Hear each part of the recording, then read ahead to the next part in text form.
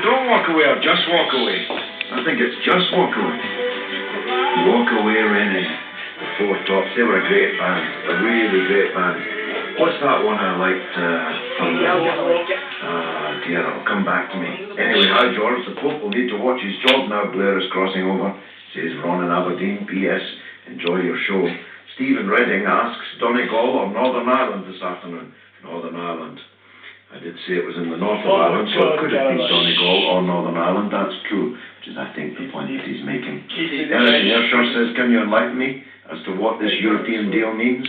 Does it mean lower wages, longer hours, and higher pensionable age? Well, I don't think it actually means very much at all. Tom in Knowsley thinks I won't read this out. That shows how wrong he is. Blair will be a Catholic, so what? Can't you think of nothing better to talk about? I think you meant anything better to talk about, Tom. How about talking about the flag burners in the London Mosque? Or how about the fact that prisoners are being compensated for being released early? Sorry, I forgot that you cherry-pick what you want to talk about for your own ends. Don't care that you won't read this out, as long as you read it yourself, George, says Tom in Knowsley. Tell you what, Tom, if you've got the guts, why don't you phone me up and argue for what you want to talk about instead of criticising what I want to talk about? Baron von Ottenberg says, I hope you saw on preview Channel 4 programme on Blair. Thank God you continue to highlight this man's crimes. Wish you well in Manchester. Attar from Hayes in Middlesex says it doesn't matter a swat what religion Tony Blair is. A killer is a killer. I'll be with you tomorrow. Kevin in Perth says, great show, you say Blair is a criminal, he may be, but doesn't the Catholic Church... This is the one that you just recorded, so it doesn't go too let him confess. Yes, but a precondition of confessing, Kevin, is that you genuinely are in a state of remorse about the sin that you've committed. You have to accept, first of all, that it was a sin, and that you're remorseful about it, and that you will do your honest best not to commit it again.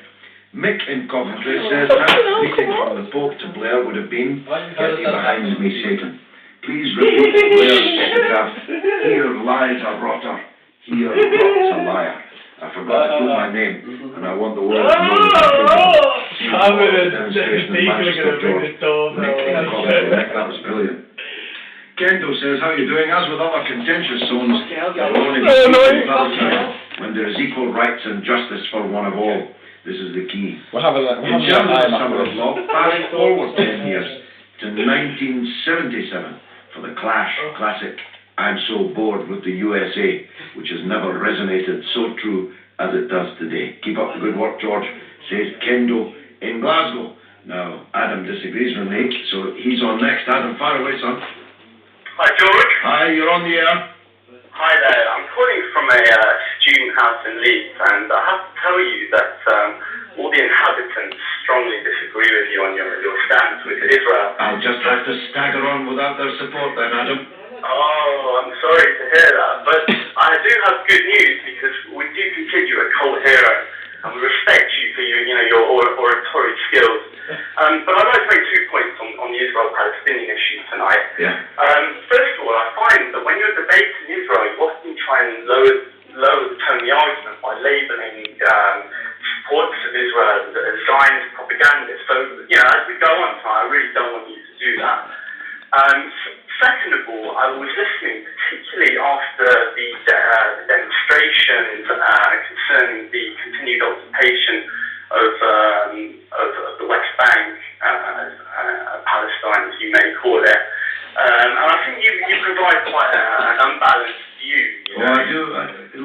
Before we go any further, Adam, make this clear. It's a totally unbalanced view. I do not believe in balance between the rights of a criminal and the rights of a victim of a crime. I'm with the victim of the crime 100%. So there's no balance at all. Israel is a criminal settler state which illegally occupies somebody else's country, a country which they've erased from the face of the earth, whose people they have scattered to the four winds, whom it has regularly massacred, a country which was born itself by terror, by the terror gangs of the Irgun Leone, of the Stern gang, which murdered British soldiers, which hanged them in the orange groves, which assassinated United Nations envoys, which blew up the King David Hotel, killing nearly 100 British civil servants and other British people. So there's no balance, Adam, absolutely not at all. But you see, the beauty is you can provide the balance. You speak up for this criminal enterprise, and I'll argue with you, and thus we get balance. No, George, I really don't feel that Israel is guilty of the crimes that you attribute to it. And I think it would be worthwhile to point out to your listeners, if you want to provide them with an informed view, that in fact the 67 war was started by the Arab states. But that's just a lie, Adam. That is just. There's no other word for that, Adam. You're either too young and you don't sound it, or too stupid and you don't sound it, or you're deliberately lying. Anybody who wants to go back, just Google it, Adam. Just Google the British newspapers, the world's newspapers, from June of 1967, and you'll see who started the war, Adam. So don't try and lie to my listeners. Now go on, make a better point, please. Right, I'd just like to get your clarify your viewpoint on two issues. First of all, I'd like to know where you think the future lies, how we can achieve a two-state solution in the Middle East, especially